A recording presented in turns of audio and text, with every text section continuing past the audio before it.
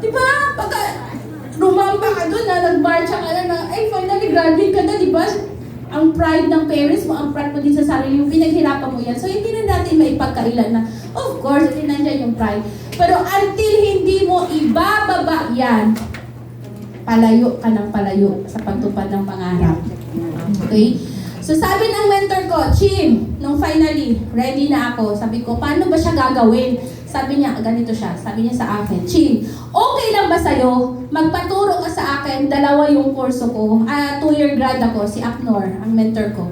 2-year grad si Apnor ng nursing aid. Sabi, okay lang ba sa'yo, magpaturo ka sa akin, 2-year grad ako, ikaw 2 yung kurso mo, okay lang ba magpag-guide ka sa akin? Ang sagot ko na sa kanya, nung finally naintindihan ko na itong business, kakaati ko ng training, sabi ko sa kanya, walang kinalaman ang mathematics. Hindi nag-guarantee ng mathematics ang ikakayaman ko. Hindi rin nag-guarantee na pag ako nag-CPA, ikakayaman ko yan. Pero pag yan, mentor, ituro mo sa akin lahat, gagawin ko. Ang tawag doon, dapat, yes, upline ka lang. GLLA ka lang. Good listening and learning attitude. Si mentor mo, very masipag yan, matyaga yan magturo. Kailangan lang ikaw, willing ka. Dapat you are humble enough, makinig ka. Yun yung ibig sabihin. Good listening and learning attitude, makinig ka kung ano sinasabi. Pag sinabihan ka, ito yung gagawin natin, gawin mo. That's for you. Para sa pag-business mo yan. Pag sinabihan ka na, ito yung ano, ilagay mo na natin dito sa kabila. Para ano. Hindi na namin ma-explain yan isa-isa, basta may plano. Kami ang mentor ang nakakaalam ng mapa ng pag-hit mo ng pangarap mo dito. So yun na. So that moment all, okay? So dahil nag-submit na ako, kinalimutan ko na teacher ako, kinalimutan ko yung talino ko sa math, okay? So ngayon, ang isa kasi sa reason din kung bakit ako natagalan, nabagalan dito kasi very defocused ako. Ang focus ko, mag-CPA kasi ako. Kaya naman hindi ako full-time sa business. We are not telling you na mag-resign kayo. Of course, nandyan yung mga trabaho niyo. Pwede naman siyang ipagsabay eh. Pwede siyang ipagsabay, ha? So, huwag kayong mag-resign, ha? Gabi na.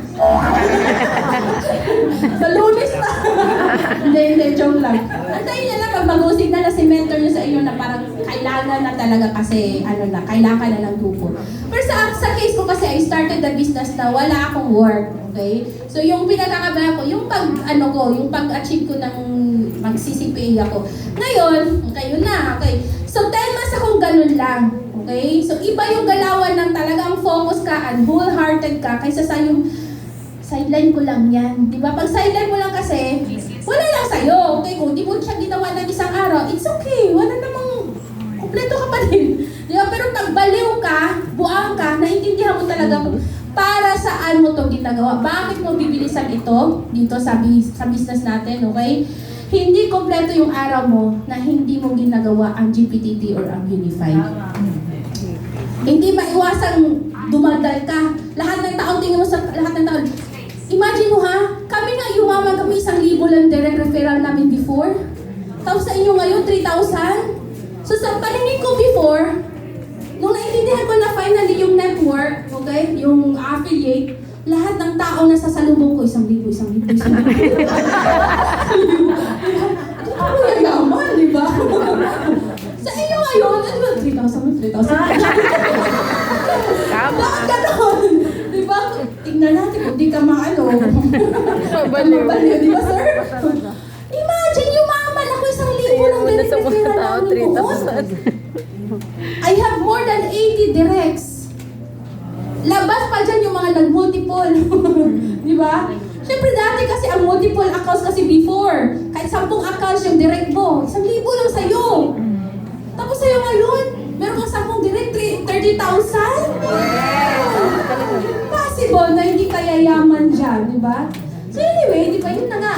So doon muna tayo, balik muna tayo doon sa, kaya naman ako di-focus kasi hindi ako naniniwala na ikakayaman ko yan dito. Kasi dati kasi, I am to see is to believe. Kayo, gano'n din ba kayo? To see is to believe. Pag may nakita kayo na yumaman, baka maniwala. Pag hindi mo pa nakikita na may yumaman, hindi matotoo, di ba? So, ganun ako before. And imagine, 6 months pala yung company when I started. So, wala pa ako nakita na magkwento na siya dahil sa business na na to, yumaman, nagbagong buhay, okay? Ganon, okay? So ngayon, okay, sa kaka-attend na training, na-mold ako doon. And then, minsan kasi, the rejection is a redirection. So pag-usapan natin yung rejection na yun. So di ba nakaplano ako, my own plan is mag-CCPA ako. Kasi mas naniniwala ako, pag nag-CPA ako, makabili ako ng kotse. Yung kinikwento sa mga training na pagka-kotse, mapaganda yung bahay, makapag-travel, makapag-savings, magkaroon ng time and financial freedom.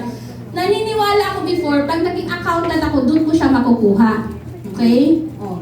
So ngayon, tinutuloy ko yung pag-aaral ko. Sideline ko lang itong business. Kaya naman pala, kasi bakit? Since hindi ako nakafocus sa business, at hindi siya kasali sa prayer ko, ang prayer ko, iba ang prayer ko. Iba ang prayer ng mga retailers lang, yung hindi interested sa affiliate. O, di ba? Pag hindi ka interesado ng yumaman, talagang hindi ka bibigyan ni Lord ng ikakayaman mo kasi okay ka lang sa ganyan eh. Baka yung prayer mo, Lord, mabayaran ko lang ang utang ko, okay na ako dun. So, ang ibigyan lang din ni Lord, yung mabayaran natin yung utang mo. Tama ba? So, ang prayer ko before, dahil retailer ako, Lord, sana yung nag-inquire sa akin, magpabook na ng ticket. Ganun lang. Diba? Eh, madalas, ginagawa natin inquiry section, diba? Yes. Try mo na Saturday. Try mo na the next week. Try mo na. Tapos, nakita mo na, nag-post na, nag-flight na siya.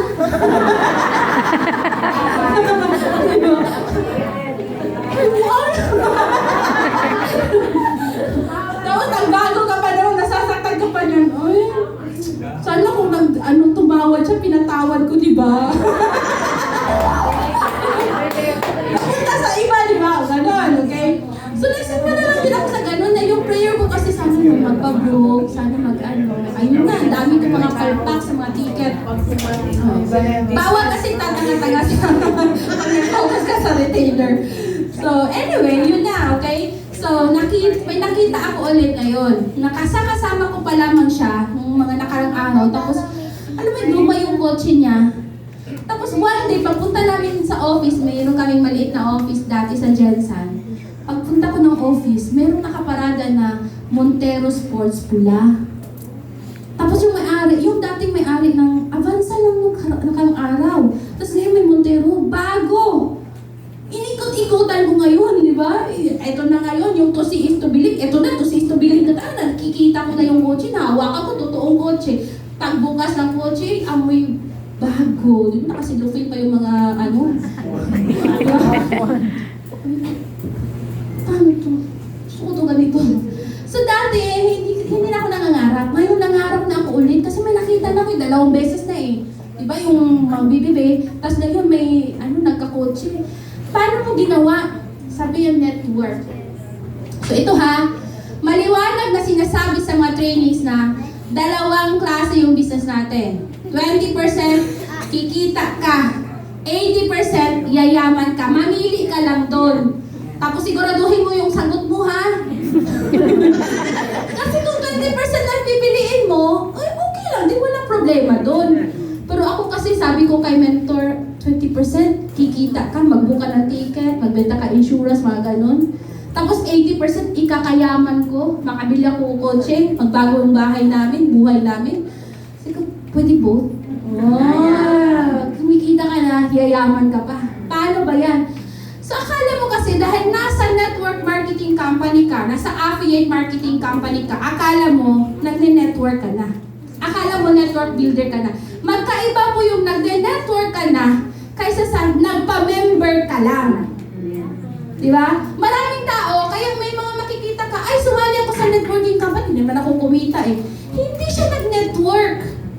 Nagpa-member lang siya. Nakalimutan nga niya yung username at password niya eh. Kasi nagpa-member lang siya. Hindi naman siya nag-build ng network. So for you to build a network, kailangan mong matuto. Kaya nga paulit-ulit ang training, di ba? Mayroon ka pang marinig. Ay, ayaw ko naman din ang training kasi paulit-ulit. Kaya nga paulit-ulit eh. Kasi kung pabago-bago, ang paulit-ulit na hindi mo makuha, yung pabago-bago ba? Kaya paulit-ulit para maging madali, di ba? Buti na lang paulit-ulit. Eh ako naman, di ba? Di ako magaling mag-mindset. Yun yung mga weakness ko. Kung saan yung weakness mo, dapat doon mo mas aaralin. Sino may magaling sa ganon? So si mentor ko sobrang lupit nun mag-mindset. Ano kanina, negative yung kausap niya, tapos ngayon, di pa nag-present, magbabayad na. Ano ginawa, di ba? So i-record ko yan. Wala pa akong Android phone before. We started from rags to talaga. Totally wala kaming Android phone. Wala akong Android phone nung nagsimula ako. Nagkaroon ako ng Android phone, I think 2013 na, after 1 year. Tapos pinag-isipan pa namin ng maraming beses. Kasi nagkaroon kami ng member na ang saya-saya na nakakuha na siya ng Samsung, naka-plan. Sige, magkano yung bayad mo sa plan? Sa Globe. Globe, Globe. Ang bayad nga is 1.5, 1.2, mga ganun yung monthly na plan. Pinag-usapan pa namin ng husband ko na ngayon, ng boyfriend ko before, sabi, kaya ba natin yung 1.5 per month? Imagine, ganun kami kahirap before. Kasi bakit? 2 beses yan hatakan ng motor. 1.5 na amortization, wala kaming pambayad. Ganon kami kahirap before, promise. Ganon kami kahirap before. Focus kayo sa end result. Mas dapat nga kayo maniwala kasi you are so blessed. Nakikita nyo kami ngayon. Yes. Galing kami dyan. Tapos ngayon, nakikita nyo kami na grabe yung buhay na binigay sa amin ng business. You have to believe first and you will see. Maniwala ka. Makinig ka sa mentor mo. Yun talaga yung pinaka-advice ko sa inyo. Yung mentor mo parang nanay mo yan. Minsan nakakainis ka. Kaya lang si nanay mo kasi, di ba? Kahit anong mangyari, nanay mo yan eh. Kahit nakakainis ka, di ba? Kukulitin ka pa din niya, umating ka. Pasok ka sa link. Link na nga lang yan eh. Di ka kailangan mamasahe. Di ba? Di ka mag-e-effort. Sa amin before, kailangan namin pa-travel, pamasahe. Nakailang beses ako imagine mo, ilang beses ko nakita yung sarili ko, nasa loob ako ng jeep. 30 pesos na lang yung pera ko. Tapos, di ko mabilang kung ilang beses. 30 pesos na yung pera ko. Tapos alam mo yung, nasa loob ako ng jeep, tapos syempre hindi pa malaki yung grupo ko that time. Lord, ano ba to? Wala na akong pamasahe, di na ako makauwi. Tapos alam mo, lahat ng blessings dinadaan lahat sa portal. Biglang mayroong mag-text sa akin na, Chim, magpabook na ako. So meron akong dagdag panggalaw, pamasahe ko na yun. Or yung nakaraang linggo na nakausap ko, biglang magbabayad na siya, mag-aabil na siya. Wow, meron akong 1,000. Pag na-income to, may 1,000. So pantawid, ganito nagsimula ako sa tawid lang, nakatawid. Alam mo, parang isang iglap, alam mo yon, parang kailan lang, 30 years ago, si Chimmy walang pangkapitan. Si Chimmy walang kahit pamasahe. 2012, unang dito, December 2012, hindi ko maintindihan ba't ako pinupush ni mentor na kailangan umattend dito sa Manila for the event. Sabi ko lang, ano pa kasi ako noon, poor mindset pa ako, iniisip ko yung gastos, ganyan ka ba? So ko, sino mamamasahe sa atin? Magkano ticket, ganun. Tayo, own expense. So paano yung titirhan natin doon kung saan ako matutulog, Jim? Doon kayo matutulog. Paano yung pagkainan ko? Ano yung kakainin ko? Yun yung kakainin. Basta hindi tayo mamamatay doon, mga kasi tayo. So hindi ko pa masyado nag-gets yun, okay? So yung naipon-ipon ko doon sa mga ticket booking, hindi ko pa muna free night dito sa Manila. So, binabali ako nila mentor, sabi niya, pagbalik ng Jensen, Jim, you miss 1/4 of your life. Oh, 3/4 na lang. Diba? Tapos, syempre, eto na ngayon. March 2013 cast. Diba ang plano ko magsisipay ako? Iba ang plano ni Lord sa akin. Iba ang plano niya sa akin. 2 weeks before graduation, pinatawag ako sa registrar. That school, that's the same school kung saan ako nagturo before. So, kilala ako ng registrar, kilala ako ng mga staff, okay? Pinatawag ko to inform me na hindi daw ako makasali sa graduate that year kasi ang English to ko iba yung descriptive title sa university kung saan ako graduate.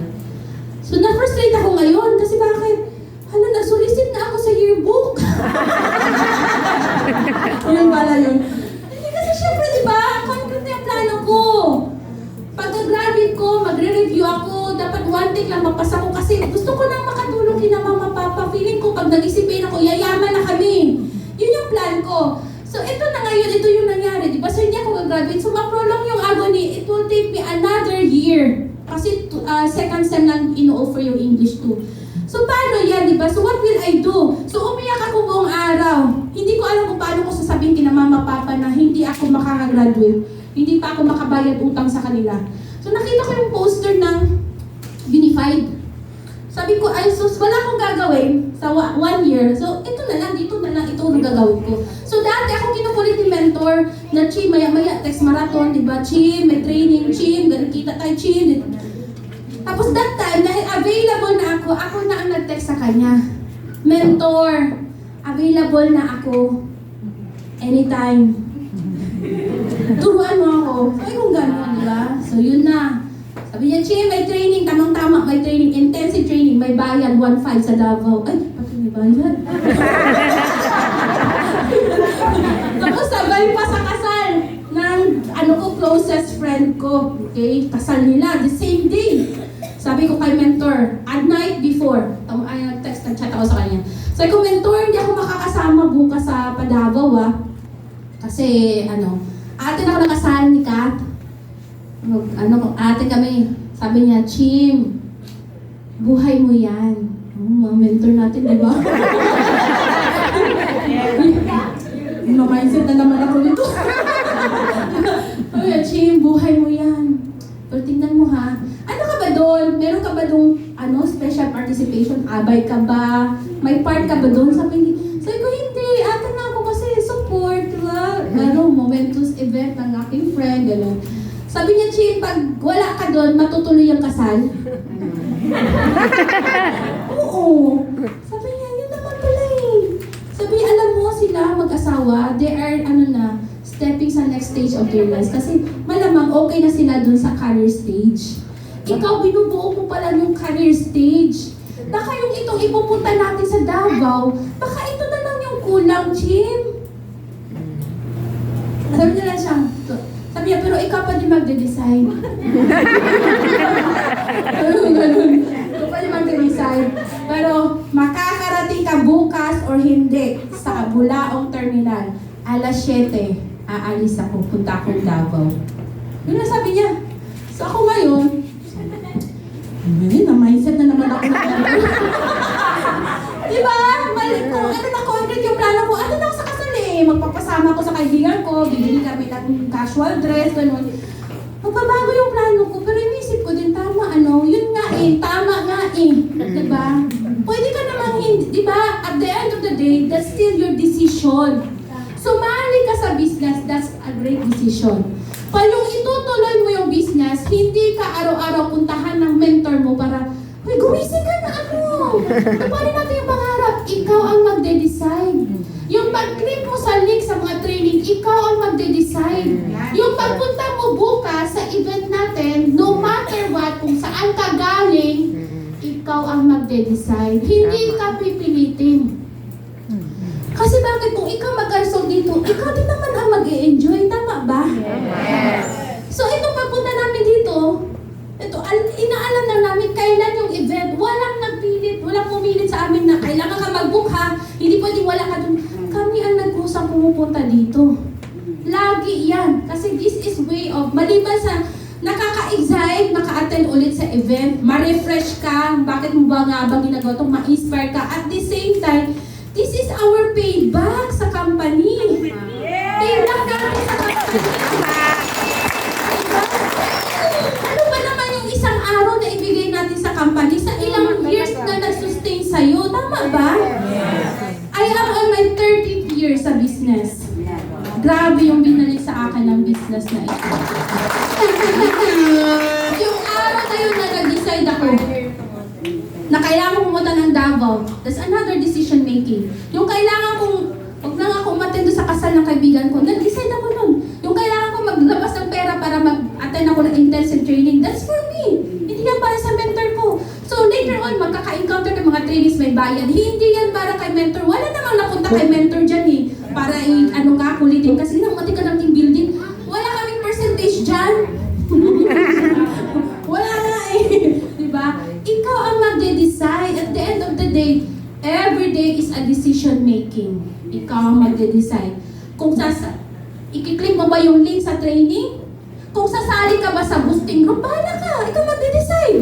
Diba? Kung ilalabas mo ba itong capital mo para sa boosting, ikaw ang magde-decide. Maswerte nga kayo ngayon kasi may boosting na.